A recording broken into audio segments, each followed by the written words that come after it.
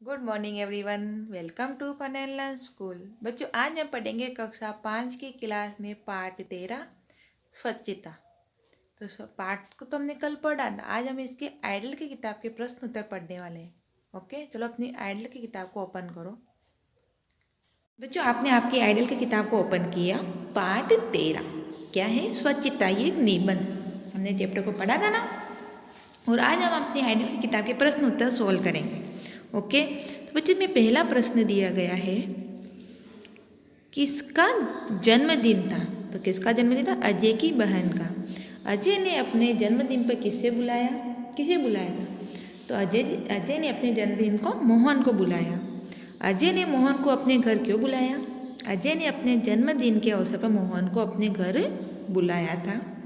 फिर प्रश्न है, मोहन ने उपहार में देने के लिए क्या खरीदा?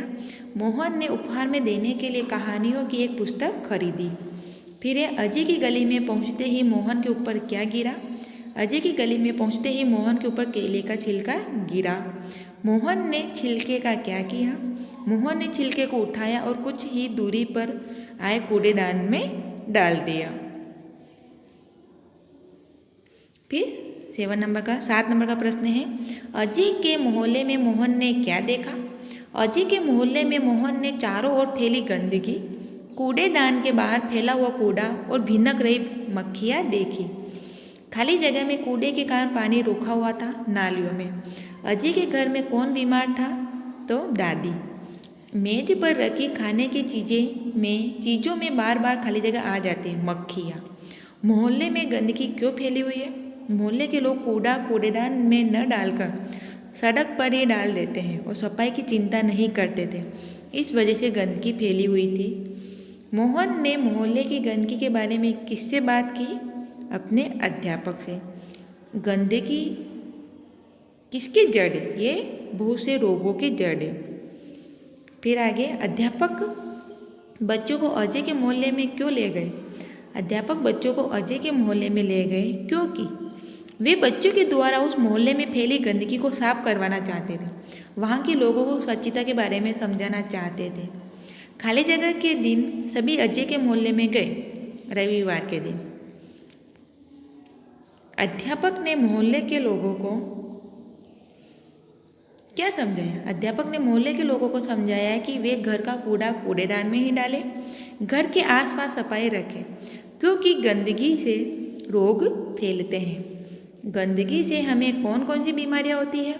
तो गंदगी से हमें बुखार, उल्टी, दस्त, खुजली, दाद जैसी बीमारियां होती है। अजय के मोहल्ले में सफाई न रहने का क्या कारण था? लोग कूड़ा कूड़ेदान में न डालकर सड़क पर ही डाल देते थे और सफाई की चिंता भी नहीं करते थे। इसलिए अजय के मोहल्ले में सफाई नहीं रहती थी। सफाई के लिए किन किन चीज़ों का उपयोग किया जाता है? सफाई के लिए झाड़ू, तसले, जंतुनाशक दवाइयाँ, ब्रश आदि का उपयोग करते थे।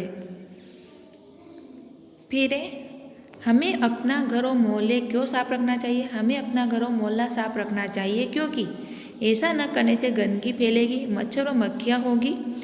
गंदगी अनेक रोगों की जड़ है। सफाई न रखने से बीमारियाँ फैलेगी। बच्चों, आपको भी अपने घर के आसपास, घर में सभी जगह सफाई रखनी चाहिए। निम्नलिखित शब्दों के समानार्थी शब्द लिखिए। बदबू, बदबू का दुर्गंध, उत्साह का उमंग, दोष का अवगुण, मोहल्ला गली, निर्मलता स्वच्छता, उपहार का भेंट। फिर निम्नलिखित शब्दों के विरोधी शब्द लिखे। बदबू का खुशबू, मित्र का शत्रु, गंदगी का सफाई, जड़ का उल्टा चेतन, प्रारंभ का उल्टा अंत और दोष का उल्टा गुण। फिर नीचे दिए गए विशेषण का वाक्य में प्रयोग कीजिए। अच्छा, फाल्गुनी से अच्छा भाषण दिया। कोमल, बाग में कोमल घास थी। लाल, बगीचे में लाल गुलाब खिले। सफ़ेद, वह सफ़ेद रंग का घोड़ा है। फिर अंगों को काम से मिलाइए। तो देखो बच्चों, कान हमारे क्या काम आते हैं? तो कान हमारे गाना सुनते हैं हमारे। फिर आँख से हम क्या करते हैं? फिल्म देखते हैं। नाक से क्या करते हैं? फूल सूंघते हैं। पैर से चलते हैं। हाथों से बल्ला घुमाते हैं, दांतों से खाना चबाते हैं, मुंह से क्या करते हैं, मुंह से भी हम क्या करते हैं, गाना गाते हैं। फिर सही विकल्प चुनकर रिक्त स्थानों की पूर्ति कीजिए। तो देखो बच्चों, खाली जगह क्रिकेट खेलता हूँ, हम क्रिकेट खेलता हूँ, नहीं, मैं क्रिकेट खेलता हूँ। यह किताब हीरेन खाली जगह है, तो हीरेन की। खाली जगह लड़के हैं, ये लड़के हैं। पानी खाली जगह मगर है, मैं। ये आम के पेड़ है, खाली जगह बहुत आम लगे हैं इन पर। वह हाथी है, खाली जगह रंग काला है उसका। फिर निम्नलिखित मुहावरों का अर्थ देखकर वाक्य प्रयोग कीजिए। शीश झुकाना मतलब विनम्र होना। हमें अपने बड़ों के आगे शीश झुकाना चाहिए। ऊंचे चढ़ना मतलब उन्नति करना। परिश्रमी लोग सदा ऊंचे चढ़ते हैं। नेक रास्ते पर चलना, सही रास्ते पर चलना। वाक्य, हमें सदा नेक रास्ते पर चलना चाहिए। मुंह में पानी आना, खाने की इच्छा होना। वाक्य, जलेबी देखते ही बच्चों के मुंह में पानी आ जाता है। फिर निम्नलिखित वाक्यों का गुजराती में अनुवाद कीजिए। काफिला बगदाद की ओर जा रहा है, तो काफलो बगदाद तरफ जई रहा હતો। फिर है बच्चों आगे, करेला कड़वा होता है, तो इसको हम कैसे बोलेंगे अपनी भाषा में, कारेलू कड़बू होय छे। दीपक रोशनी देता है, तो दीवो प्रकाश आपे छे।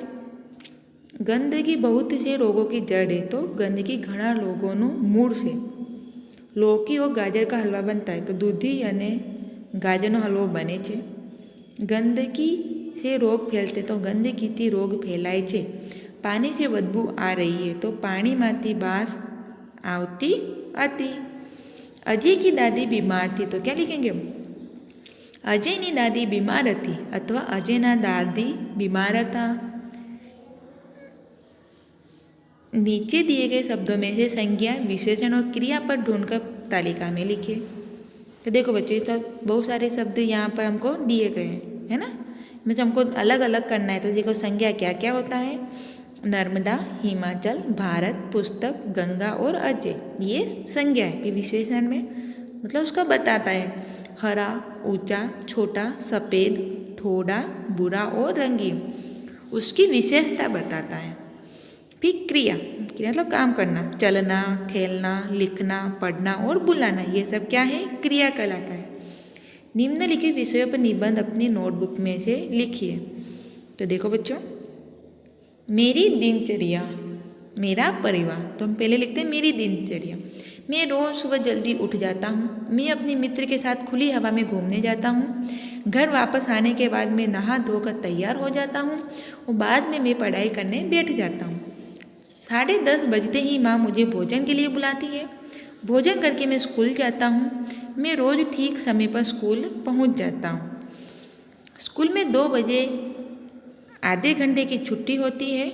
इस छुट्टी में से नाश्ता करता हूँ। शाम को 5 बजे स्कूल की छुट्टी होती है। स्कूल में से सीधे घर लौट आता हूँ। नाश्ता घर में मित्रों के साथ खेलने जाता। सूरज डूबने से पहले मैं घर लौट आता हूँ, फिर भोजन करता हूँ। भोजन के बाद मैं रात को 10 बजे तक पढ़ाई करता हूँ। मैं कुछ समय टीवी के कार्यक्रम देखता हूँ, फिर मैं दूध पीकर सोने जाता हूँ। सोने के पूर्व ईश्वर का स्मरण करता हूँ, सबको शुभ रात्रि कहता हूँ। तो बच्चे, ये तो मैंने लिखा निबंध, पर आप अपने अनुसार अपने पूरे दिन में क्या क्या करते हो वो भी आप अपने अनुसार निबंध लिख सकते हो। फिर दूसरा निबंध है मेरा परिवार। मेरा नाम किशन है। मैं छोटा सा परिवार है मेरा।